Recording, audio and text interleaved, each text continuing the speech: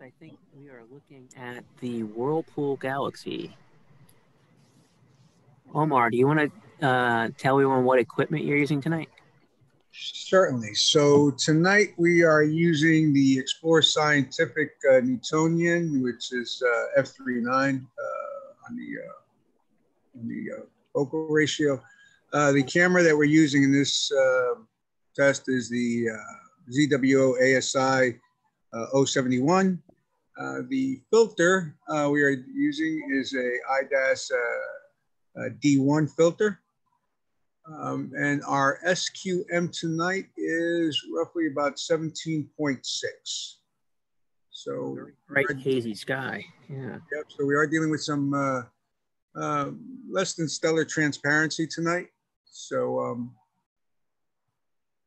what we have on the screen, as Mark mentioned, is M51. And we are currently exposing at 30-second intervals. This is a new setup for me, so I'm just getting, some of the processing as brightness, contrast, and saturation going. But what you see on the screen is currently what we're looking at live view.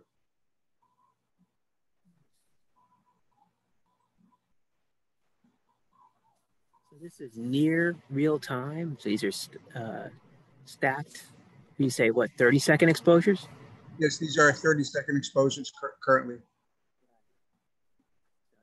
And we are binning. We are doing a 2x2 binning, so we are doubling up on the pixels to some degree. And it's not a true doubling on the pixels, but I think the microns on this camera, if I remember correctly, don't quote me, I think they're 4.58. So. And our gain is set to middle. What that exactly translates to as far as a integer value goes, I'm just not aware at this time. Again, this is a new camera for me, so I apologize. But we are, I thought I had the cooling set. My fault. That could be why we are dealing with some hot pixels, but must have forgot to turn that on. But shortly, we'll be cooling this camera to negative 10 degrees Celsius.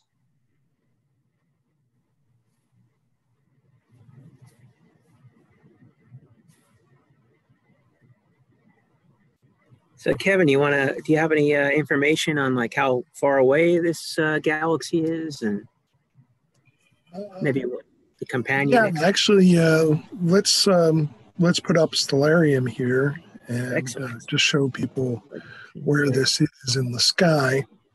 But first, I'm going to share my screen here. And yeah, here we go. Let me show you where this is. So we're looking at M51, the Whirlpool Galaxy here in the telescope. And this is not too far from the handle of the Big Dipper, and that's what you're looking at here. We're looking over at the northwestern sky. It's right here. The Big Dipper is right here in the northwest. The Whirlpool Galaxy is technically in the constellation of Canis Venatici, which is really a very nondescript little constellation right here. It only has two bright stars in it. So there it is. The hunting dogs, Canis Venatici means the hunting dogs. Not much to this constellation. So that's why the handle of the Big Dipper comes in so handy for finding this. If we zoom in, we can show you where the telescope is pointed. And if we zoom in here, this field of view, and show exactly where M51 is. It's right in here. So it's very close to the last star, to Alki, the last star on the handle of the Big Dipper. And if we zoom in, you can see there's M51. So this is about 23 million light years away. So it's a galaxy about 23 million light years away from us. So not in our neighborhood. It's pretty far out there. So this is also known as M51, Messier 51, 51st object in the Messier catalog there. So that light left 23 million years ago. Yeah. Yeah. And is reaching that camera sensor now. Yeah. So this is where the camera is, Omar's telescope is pointed, right at this object near the handle of the Big Dipper. So there it is. So it's not too hard of an object to find.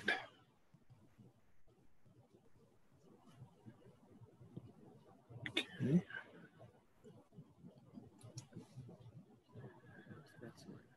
Okay. Do you want to go back to M51?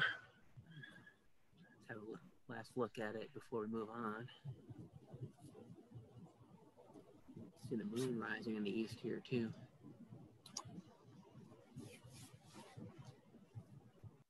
Yeah, very nice, considering we're in light pollution and looking through all the extra haze in the atmosphere, and we're fighting 1 day past full moon. That's very nice.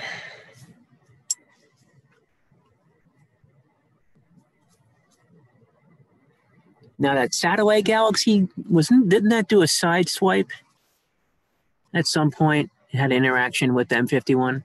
Yeah, these are actually, this is actually two galaxies. Yeah.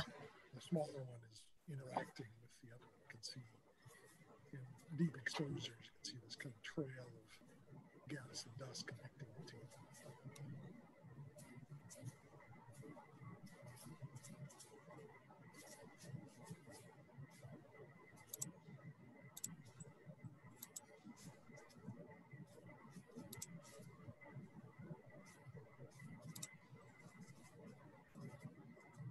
Let's see.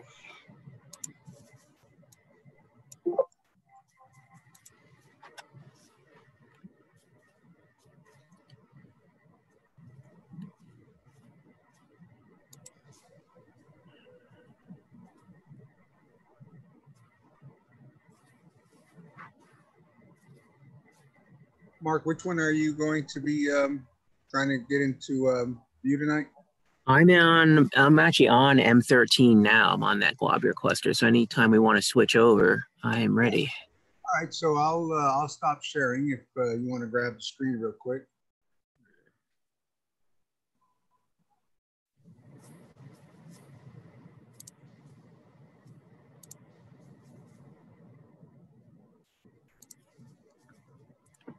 Okay. So I am currently on, my telescope's pointed almost straight up at this point. So the object you see here in the screen is Messier 13. I'm going to bring it down so it'll be a little bit more centered.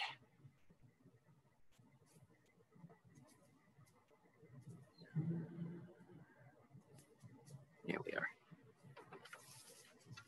A couple exposures will be jumpy, and then I'm going to start stacking myself here.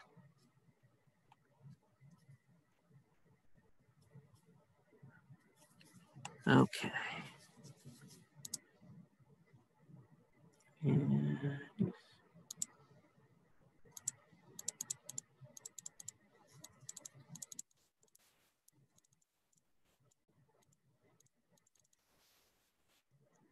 okay. So this is, again, globular cluster Messier 13. This is the 13th object on Charles Messier's list. By the way, his list was a list of comet masqueraders. So he was a comet hunter. And so he made a list of items or objects that were not comets, that maybe he mistook as comets the first time he ever viewed them. And this is the 13th object on his list. So I am using a Celestron C8 telescope. It's on an Evolution Alt-Az mount, about pretty simple as it gets. So there's no equatorial motion here. The image is now being stacked. These are only 6.5 second exposures. The camera I'm using is an Attic Infinity. And we are using some pretty heavy focal reduction. We are down to f4. Native is f10 on this telescope. So Charles Messier's, rather M13, is a very old object. These are stars that are mutually bound by their own gravity. They're very old stars. These guys cannot escape. This object, this cluster of stars, is about 11.5 billion years old. They cannot escape each other. So these are very low mass stars, red dwarfs, aside from other stars that may be, some blue stars are called blue stragglers. And some of these stars get so close to each other that they actually combine. And when they combine, they increase their mass and burn hotter. So it's, you will get a couple of blue stars in here, but most of these are the red side of the spectrum, red dwarfs. Kevin, I guess, do you want to get Stellarium going here? Yeah, let me show you where this is in the night sky. So let's switch over from M51 to M13.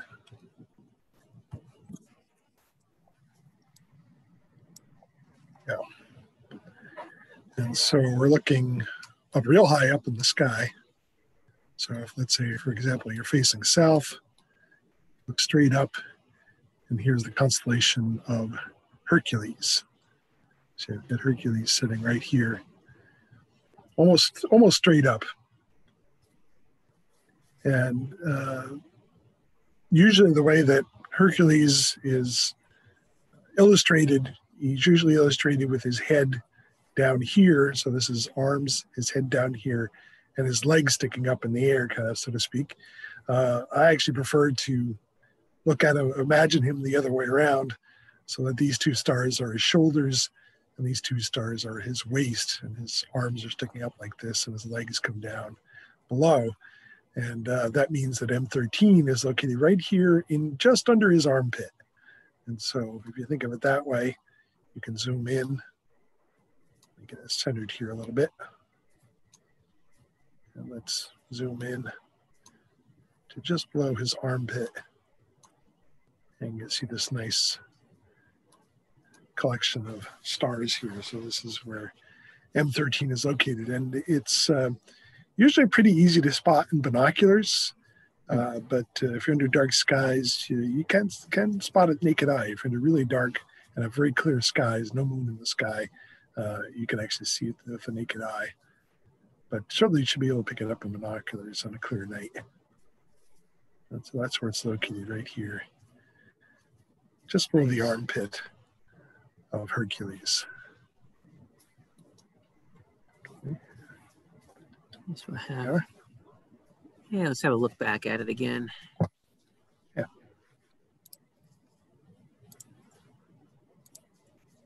Let me go back. Oh, I gotta reset the histogram here. Just give me a second.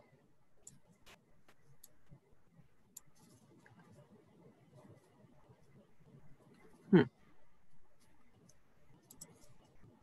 did it go?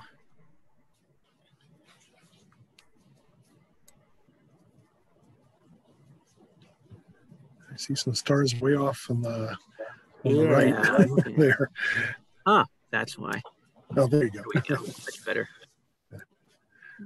So, here we go. You can see why they call them globular clusters, because they are kind of shaped like a globe, this big globe with stars. That's right. You're looking at something like roughly 300,000 stars or so. So it's quite a large number of stars all collected together there.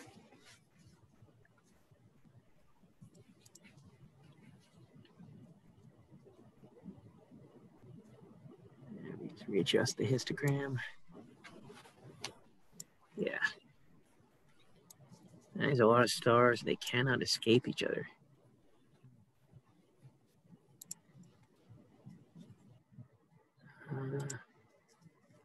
Let me just see. Let's save this object real quick. 13.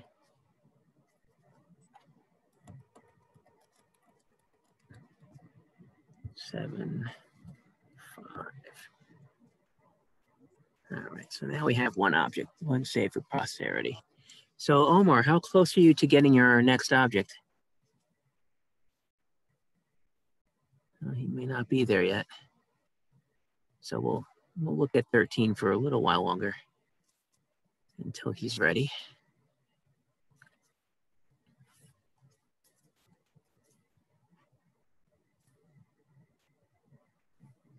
Yeah, I was trying to get on M82, but unfortunately I'm being blocked by the tree, so trying to find something else here. Okay.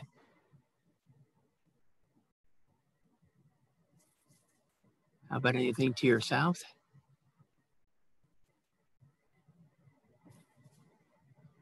Well, while you do that, I'm going to try to go to M57, which is the Ring Nebula, so we can get that really quick.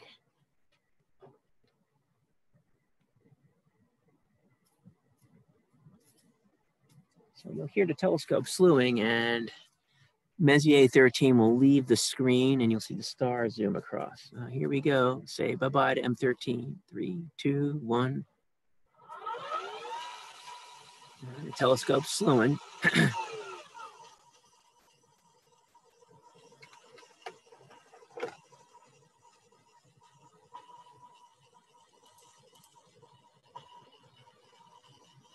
Oh, there we go. You can see the stars going across the screen here.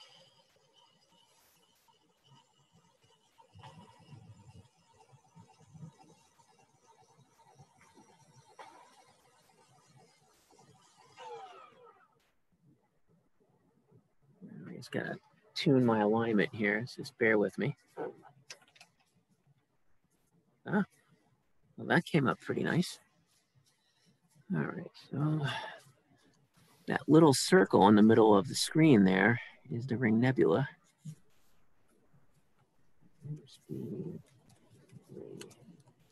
I'm going to work on getting M5 on the screen. So. Oh, that's a beautiful one, yeah. So I got 57 now. I'm going to work on that object. Bear with me here. Now this is a planetary nebula.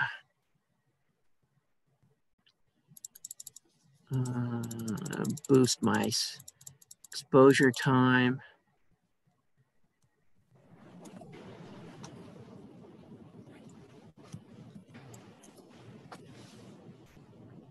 And adjust the histogram. Oh, that's too much.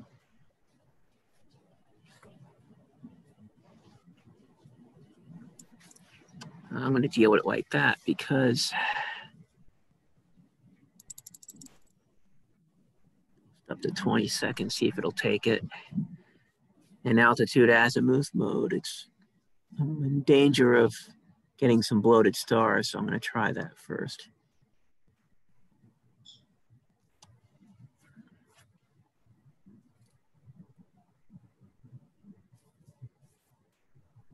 Okay, gotta readjust the histogram.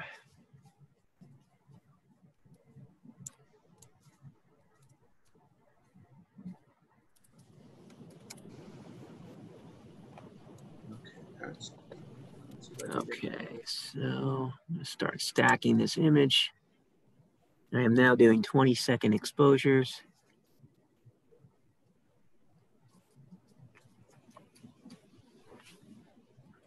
So this image will continue to get better as each image gets stacked upon the previous image.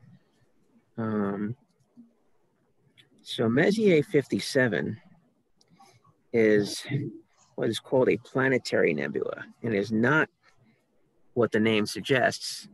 It is not a planetary object, nor does it resemble a planet.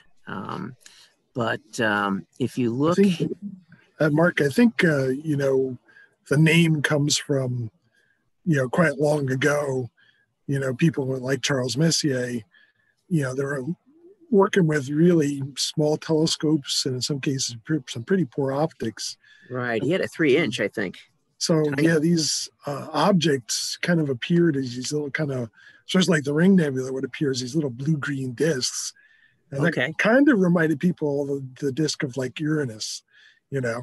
And so, so that makes some sense. So that's, I think, how they got their names. You know, they kind of look like planets, but they obviously aren't because they're not moving. You know, they're not orbiting the sun. They're way off in the distance. So I think that's where they get their name from. Now this one's pretty distant as far as some objects go. It's 2,500 light years away. So the light you're seeing is 2,500 years old. And I'm going to try to zoom in a little bit here. Depends on the night. It's looking a little pixelated. Tonight's not giving it. Sometimes you can see the central white dwarf in the middle of the nebula. Tonight with the haze, we're not really getting that. So this star is a similar mass, was a similar mass star like to our suns. So this could be a metaphor, so to speak, looking into the future of our own solar system about 5 billion years from now, when the sun becomes a red giant and puffs out its outer layers and the core collapses and becomes a white dwarf, a glowing ember, and we'll have a nebula gas cloud extending out from the central point as well. These only last a few thousand years, Kevin. How long do these tend to last on average? Well, I know recently I was reading about M57. It's relatively young, at least by our standards anyway, or by galactic standards, I would guess you would say. This is about 7,000 years old. 7,000, wow. So, you know, several thousand years ago is when this star really started to end its life and puff off its gases and that sort of thing. So yeah, gradually over time, yeah, these gases will dissipate and you wouldn't see this anymore. So it was a relatively short life, at least compared to the life of a star. Right. Cool. So, well, you can kind of see some color with this camera. It's not, you can see a little bit. So you can see some of the blues towards the center and some of the oranges towards the edge. Yeah. There's also a lot of these nebulae aren't particularly completely round. Some of them are oval shaped or dumbbell shaped. Kevin, you know why that is? Did it have anything to do with magnetism or the poles of the star or anything along those lines when it finally does collapse? Well, yeah, I guess there's quite a lot unknown about, you know, exactly what causes the shape, but a big factor is our point of view, because these stars can be oriented in all different directions compared to us, and sometimes you're looking down at the poles, and sometimes you're looking at the equator, and that can look quite different. The Butterfly Nebula, which is a fairly famous nebula that the Hubble Space Telescope took a number of years ago. And that has this kind of, you're kind of looking at the equator and you see this jets of gas coming out the North and South Pole. And so it kind of has this butterfly effect. But let's say with M57, we might be looking straight down at, let's say, the North Pole. And so the jet is pointing right at us. And so maybe, you know, so it looks like a donut instead of looking like a butterfly. And so it all depends on what the orientation of the original star is. Gotcha. That can give you quite a different view, you know, giving quite a different look. But yeah, there's also magnetic fields, and you know, it depends what's around the star as well. Right.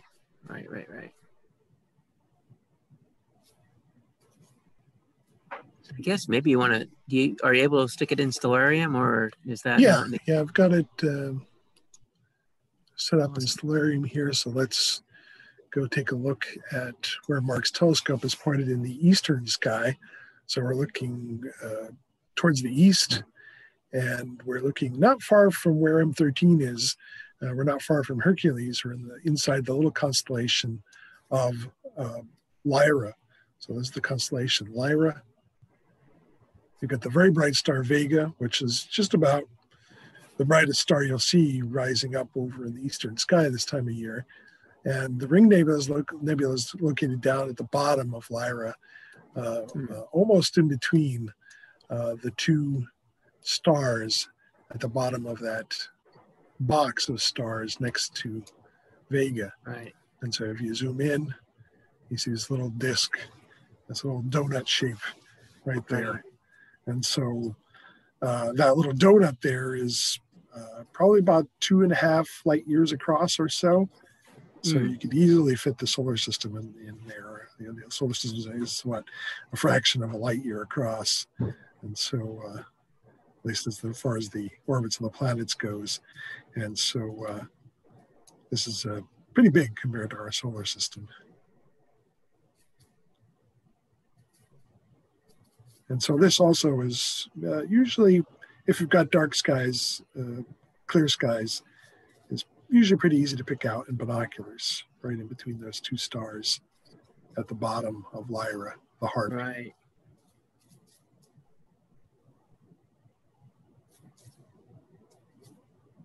So there we are, little constellation of Lyra. There's that little box, a little parallelogram next to Vega. There's Shellyak, right up to the upper right of there. Yeah. Yeah. I remember the Shellyak from Star Trek. Oh yeah. Pretty cool.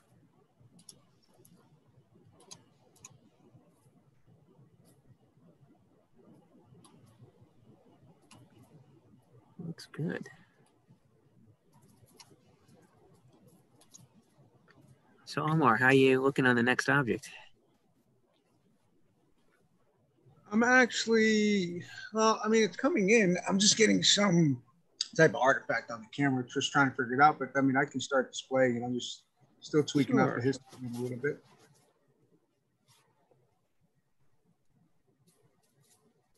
Give me a second. It's not really where I want it to be, but okay. Let me share my screen now.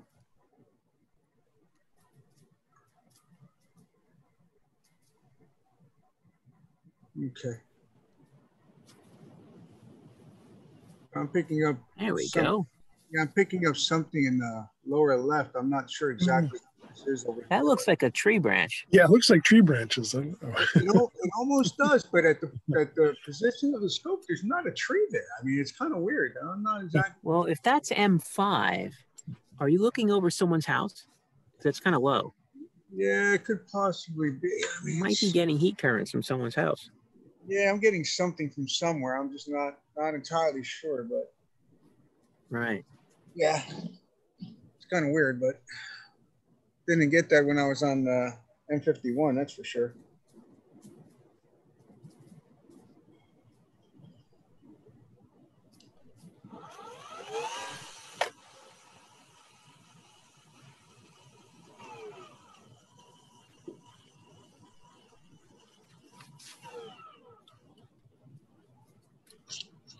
Let me see if I can zoom in on this a little bit.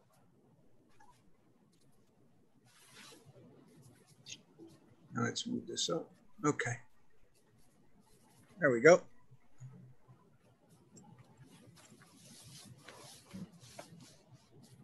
Now, which cluster is this? Is M3 or M5? This is M5, I believe.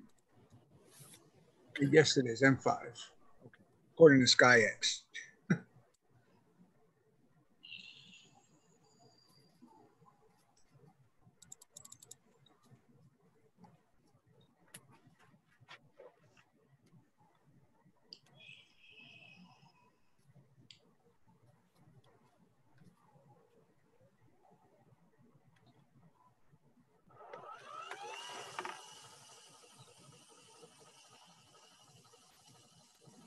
M5 is another globular cluster, very similar to 57.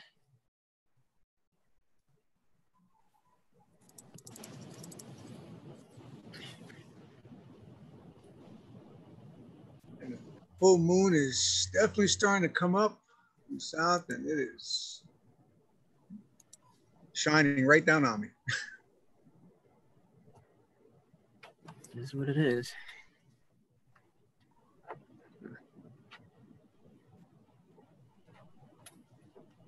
Yeah.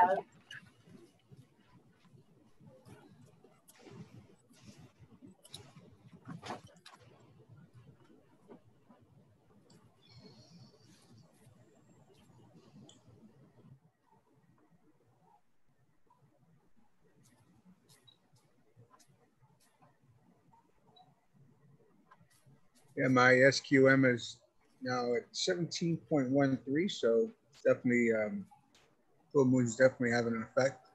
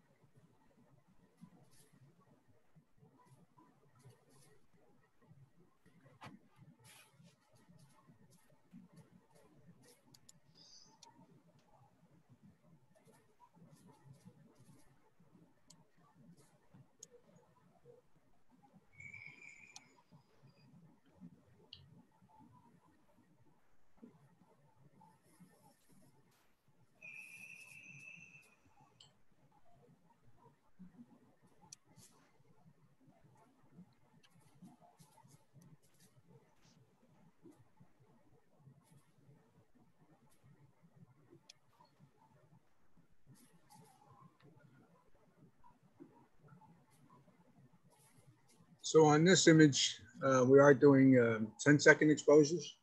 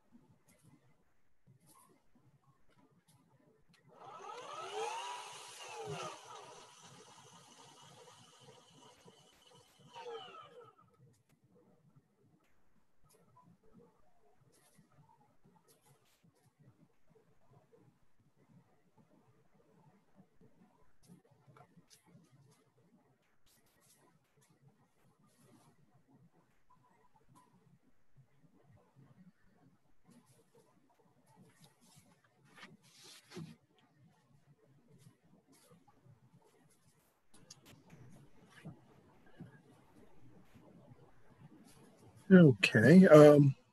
Let me show where this star cluster is located. I'll pull up Stellarium here.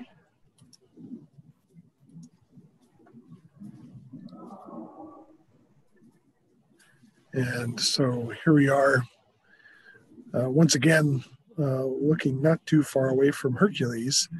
We're looking at M13 in Hercules, and we saw M57 over in Lyra. Now we're down in the really quite faint line of stars here that's part of the constellation Serpens, the Serpent. And so let's center M5, zoom in.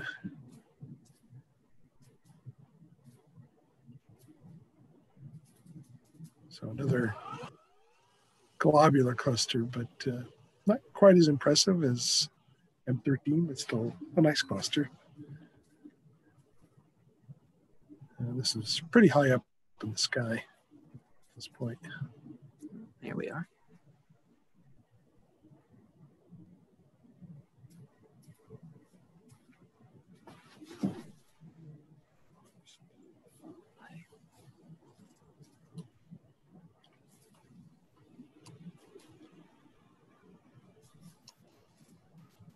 Okay.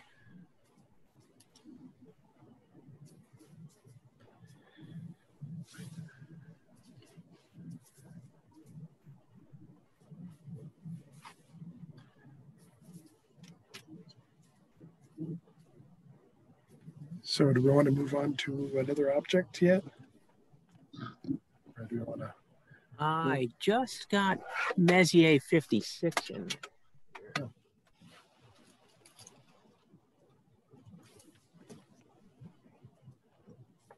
Make sure I have to boost the exposure time up a little bit.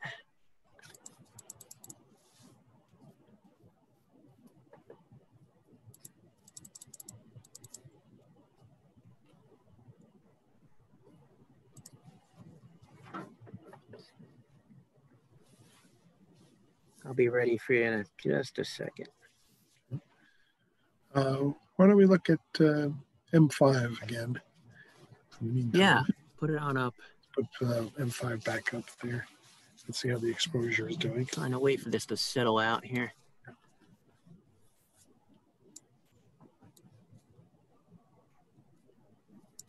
There you go.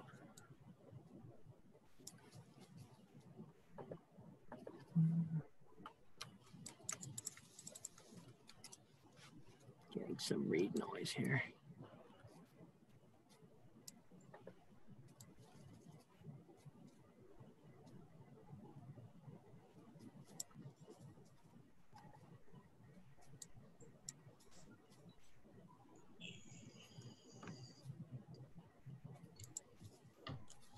The image.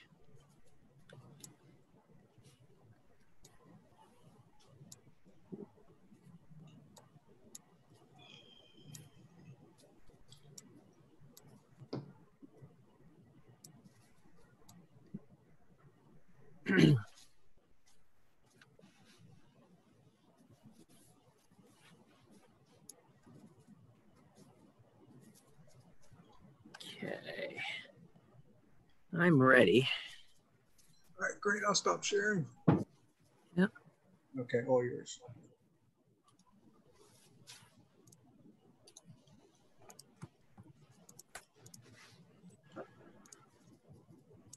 Okay.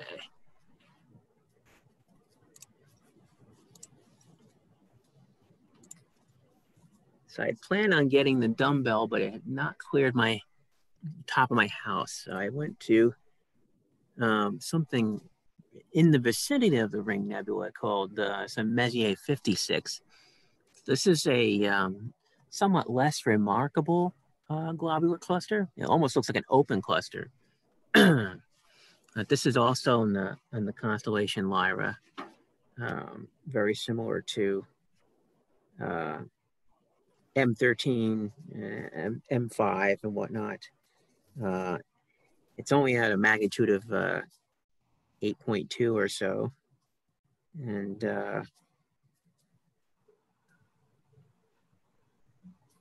it is often one, to me, in the eyepiece that looks. I'll back this out a little bit.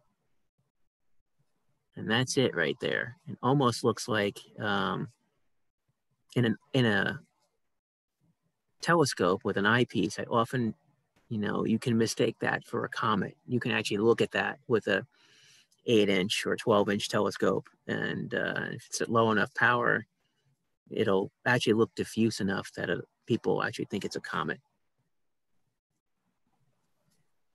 So this one is, once again, in Lyra the Harp.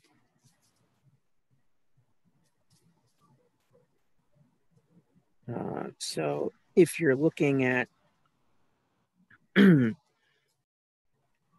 Silifat and Chauliac, if you go off on a diagonal towards the north-northeast, or east-northeast rather, you'll see this guy here. I don't know its age, but it's a rather small and diffuse globular cluster. I don't know if Kevin has it up on Stellarium or not, but yeah, I can pull this up. Cool.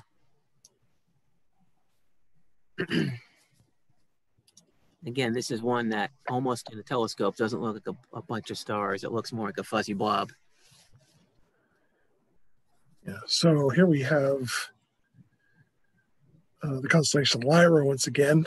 But as Mark mentioned, the two stars at the bottom of Lyra are kind of pointing in the direction of M56. Mm-hmm. So let's zoom in here. Whoops. Just lost it. Let me put it back in again. Right. There we go. Zoom in.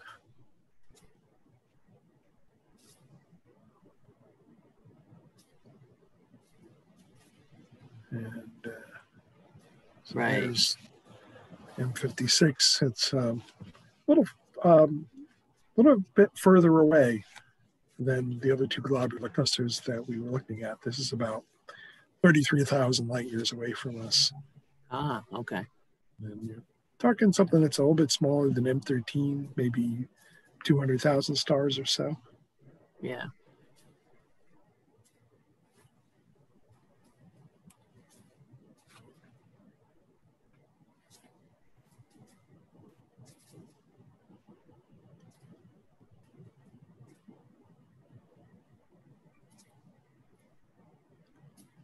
And you can see that it actually is located, would you say, Mark, about halfway in between Lyra and Alburio, Right.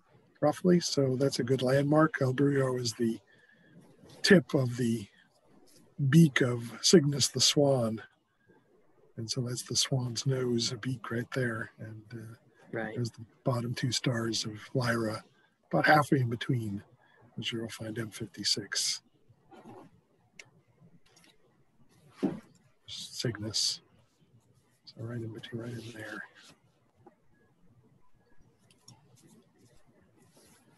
Okay. Looks great.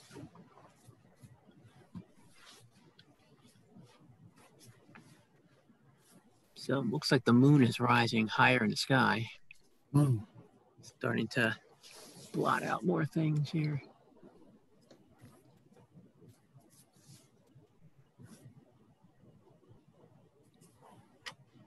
Omar, do you have anything else, or are we want to call it a night? What do you think? Yeah, I am not moon tilt really taking a toll on me over here. I was trying to get on the dumbbell, but Right. No luck. Too hazy. It is getting hazy. Yeah. And I was kind of hoping for Cygnus to get higher up. Yeah. And try to get the veil, but it's not there yet. Yeah. And neither is 27. Just happens to be not clearing the house.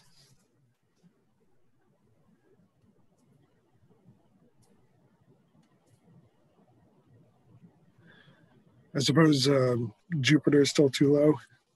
Yeah, by where I am standing, it's in the trees. It's in the trees. let me see how it's going to look for me here. Give me a second. See what I can try to find here. Might be able to get it, but let's see. Center on it. Let's go to it. Let's see what happens. So Kevin, there's a new comet in the northern sky right now. I'm not in the northern sky, the morning sky rather. I heard. Neowise? Is that the one you're thinking of? Neowise or something? Neowise, yeah. Which, it's actually halfway decent in terms of brightness. And I've seen some nice photos of it that were taken over this weekend. But unfortunately, it's very low in the sky. So you got to have a really good view of the horizon, so northeastern horizon, in order to spot this comet. And so it's a bit of a challenge. It's very low, and so it's very close to the sun, and so you got to view it in twilight. You don't even have dark skies to look for it. So I've seen some pretty nice images that were taken over the weekend, but you got to have a really super nice view of the horizon in order to get that.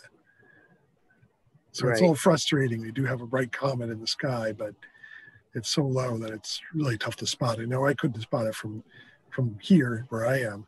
Got too many trees in the way to the northeast. So it's stuck in a sun glare. Yeah, yeah.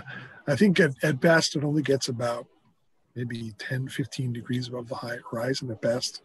You know, Right. I think next week, in about a week or so, it's at its highest point, but it's only about 10 degrees high or so.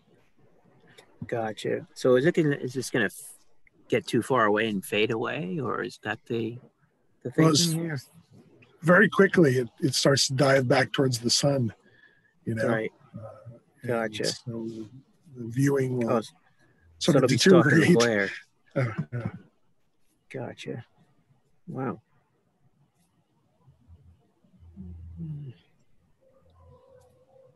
I was waiting for. I'm gonna try M92 while you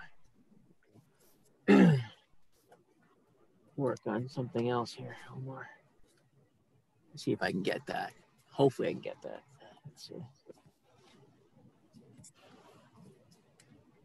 I mean, I've got Jupiter on the screen, but I've got no detail. You see 4 moons. Well, hey, You can show them that. You can show them that. So, okay, give me a second.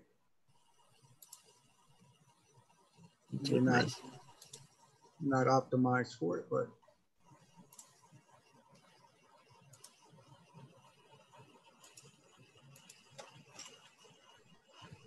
why am I not seeing the give me a second.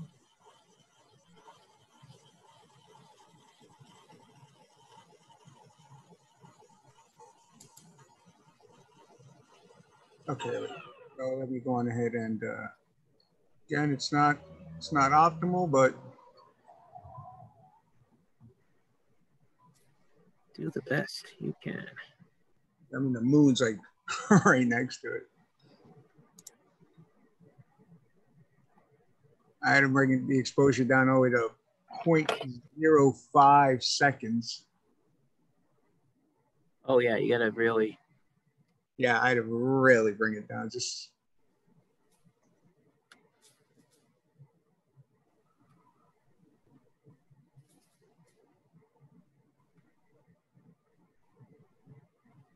yeah, I mean you're not gonna see much more than what I've got on the screen right now, but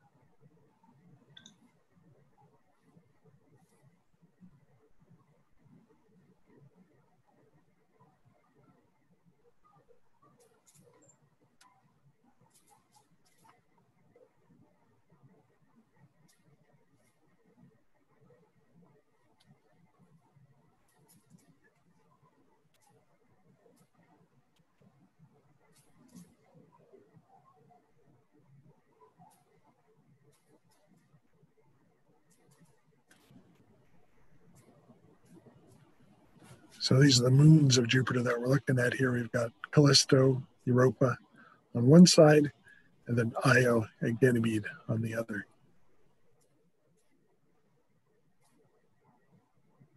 yeah, it won't even let me stack it. So Omar, when you get the 294, you might be able to switch to planetary mode. Yeah. And be able to show more detail. Yep.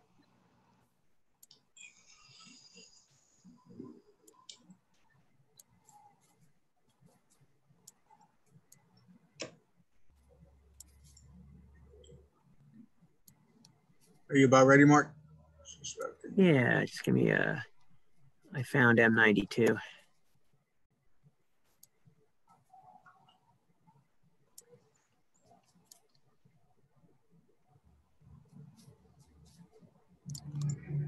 Hold on. Just increase my exposure.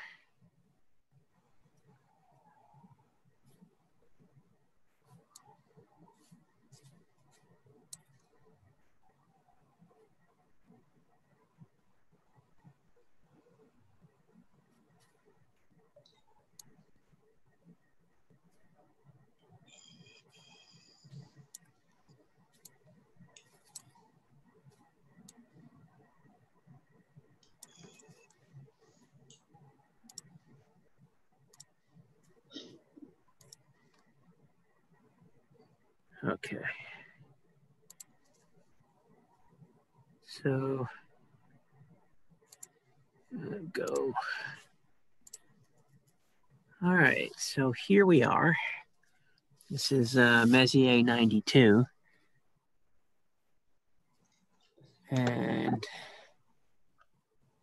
I'm going to set the stacking here, so just let it settle out.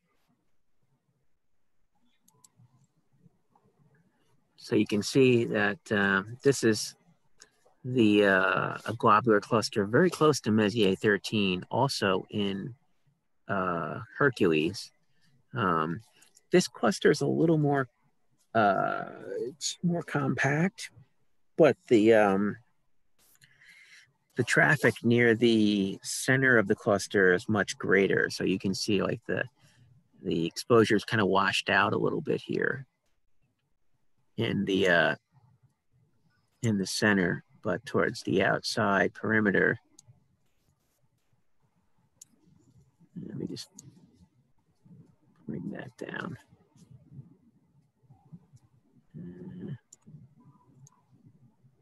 Yeah, you can see how we bring this out. I'm dimming it a little bit, but you can start to see the center stars now. But there's so many of them near the center that when you bring it up to normal brightness, that it almost starts to wash out in video mode.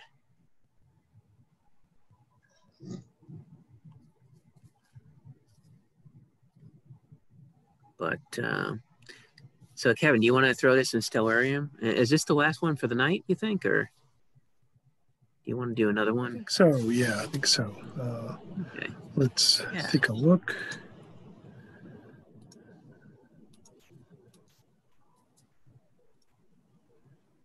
Okay.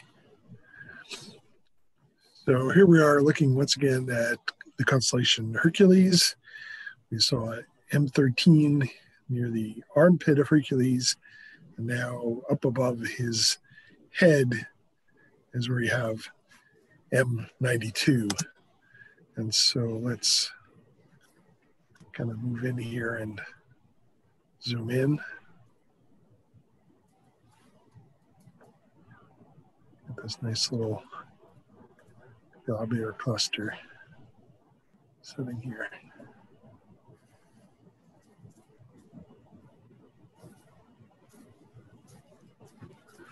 So this is about 26,000 light years away, roughly speaking. So a nice globular cluster, also in Hercules. I happen to know the age of that one. I know they're all pretty old. They're all like 10, 11 billion years. Yeah, they're all in the same age range, 10, 11, 12 billion years old. Mm-hmm. Very cool.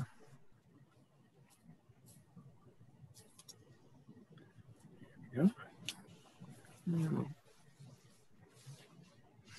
Go back and look one last time. Yeah. And here it is again on the screen. We've taken about, these are 6.5 second exposures. We've taken about 26 stacks of these right now. And again, this is not the best night. It's actually getting more hazy as the moon gets higher up, reflecting more of the water droplets. But give me a second. I may be able to get the Eagle up. It may not be that good, but yeah, it's worth. I would stick around for a couple more minutes to see the Eagle. Yeah. Yeah, I mean, it's not going to be. Oh, it's okay. You know, whatever the night gives us, the night gives us. I mean, there's a full moon, and there's, you know, it's a little hazy out. It's not perfect conditions. It's this is always, you know, this will always give you more detail than what you can see looking through an eyepiece. I'm just going to save this image. And 92. Prosperity. Okay. Whenever you're ready, Omar, I'll release this. Just give me a minute because I'm still bringing it into the view here. Just hold on.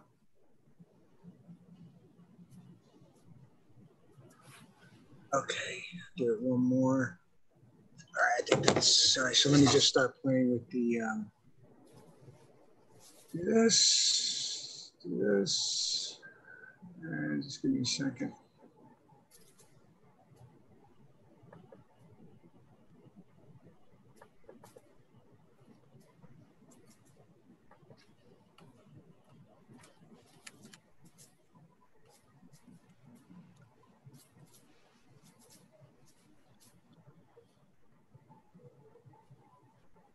I mean, we are right on the moon. Just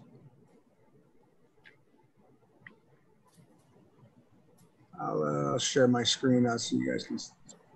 I will stop sharing now. Okay, all yours. Let's see. I mean, you can see what I'm. Oh, it just washed out on me. Give me a second. All right, so. Well, there's the star cluster. That's familiar. Yeah. I mean, the Eagle's right in here. I just need to. Yeah, you're dealing with a lot of haze there. Yeah, well, I mean, I'm literally. Color. You can kind of see it vaguely.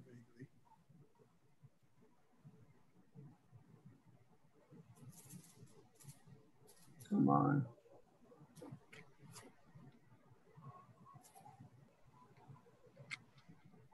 I see something. Yeah, I see it. Let me just bring this white point all the way over. That's as far as I can go. Let me see if I can bring the brightness down a tad.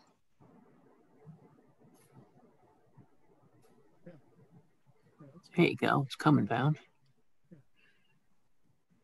See the outline. Try to bring the contrast up. Maybe that might do it. I mean, considering that I'm getting this and I'm literally right in the moon path, just about. This is. Oh yeah, right near the moon. Yeah. Yeah, I'm like right there. So.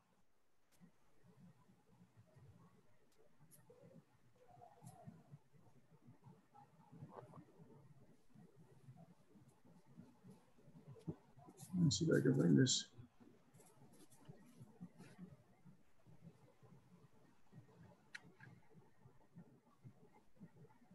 Well, you're starting to see the pillars there in the center. Yeah.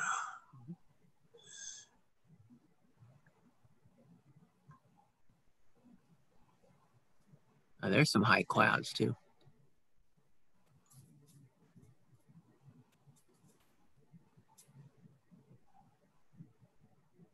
I'm starting to lose a little bit too much. Oop, not too much there.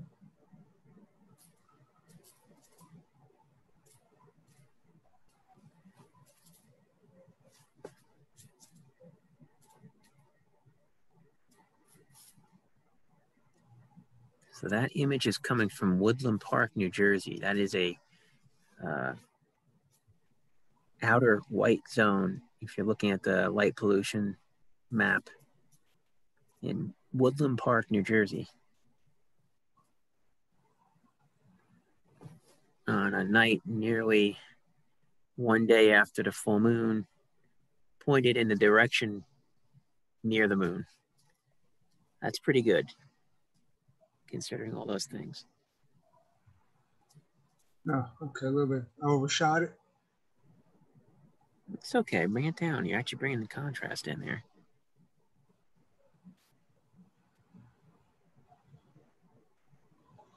Yeah, it's about.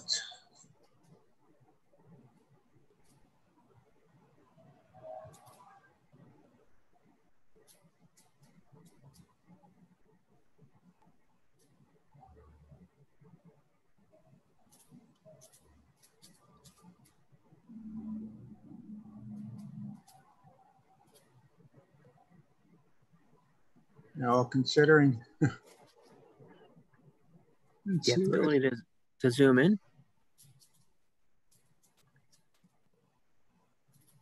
little further, a little further.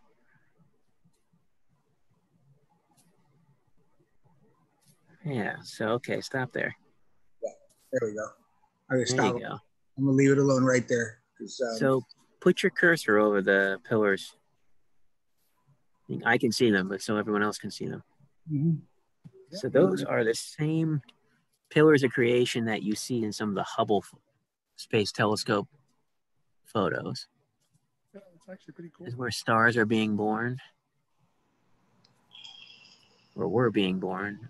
I understand that gas cloud should be dissipating. Am I right in that, Kevin? Yeah, there's, stars nearby to the nebula that are kind of eroding away those gases. Right.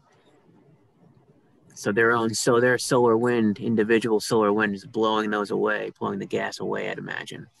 Yeah. Right.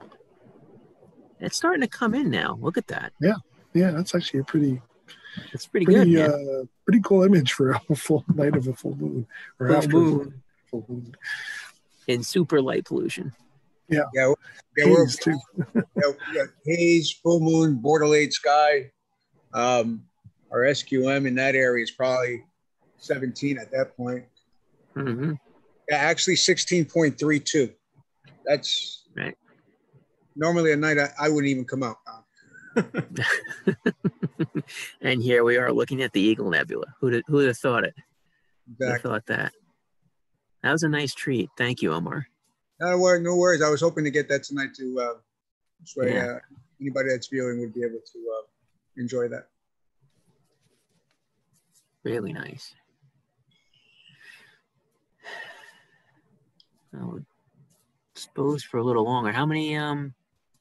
We are on. Let's see. We've stacked 11. I've ignored 24. So we're about a total of 330 seconds on the exposure. Right. So considering it's dropped 24, that just goes to show you, right. The challenge is considering it, and that moon's getting higher. The sky's getting brighter by me too. Mm-hmm. That's that moon. It's looking like it's 30 some degrees, 35 degrees above the horizon already. So it's getting bright. Mm-hmm. Nice job. Yeah, overall this came out better than I expected. So I was trying to get on the American Nebula, but that was a no-go. That would have been nice in that filter, but maybe not for a full moon night. No, not a full moon night. Yeah. It's actually more what's that, southeast? Yeah. Mm-hmm. Yeah. So. Oh, very nice. Thank you for sharing that.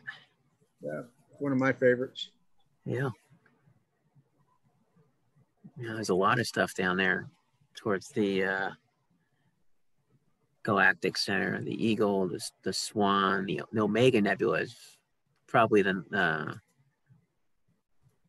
nicest looking outside of the Orion Nebula in winter. It's probably the showcase of the summer, allegedly. Some people seem to think that. Here's, let me see if I can bring this up real quick. Give me a second. This is, okay, I'm going to just share. Yeah, it's getting better as we look at it. As it stacks. You can see there's more contrast. Here's a photo that we did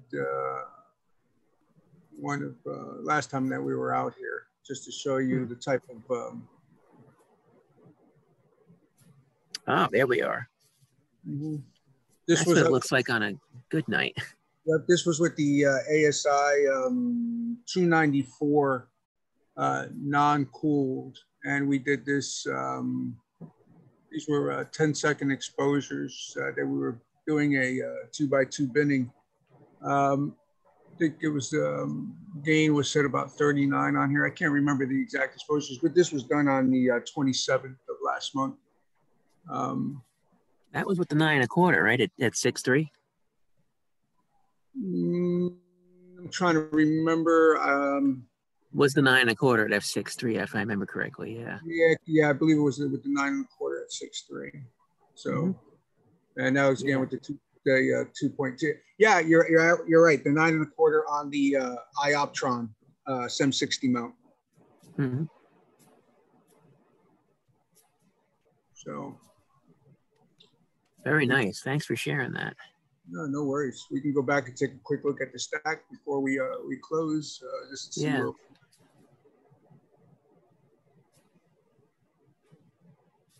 And there we are. Ah, there it is again. Yeah, you can see what the difference between night with a full moon out there and with no moon. Mm-hmm. Absolutely. And I think you're pointing in. You said you're pointing in the direction of the moon, right? Oh Pretty yeah, close. I'm very, very close to it. I'm within. Let me see if I want to say. No, but 15 degrees, maybe 20 degrees off, somewhere around there. I would think. Right.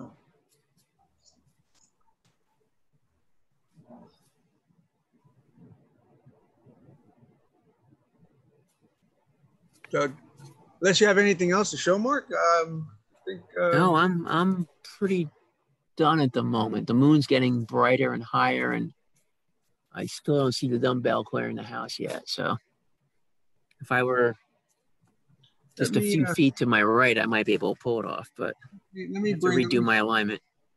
Let me see where the dumbbell's at. So give me a second. Yeah, it might be best for a night with no moon. Yeah, that's going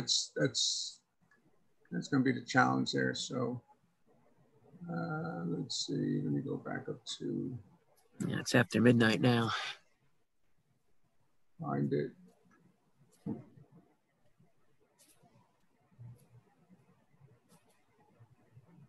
We can try, but I don't think we'll be too successful. But no, I like ending on the ending on a high note.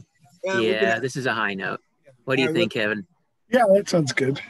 Yeah, this is good. I like this one.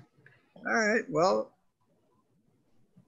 I will stop sharing. And Kevin, you want to close the meeting? Sure. Yeah, I guess.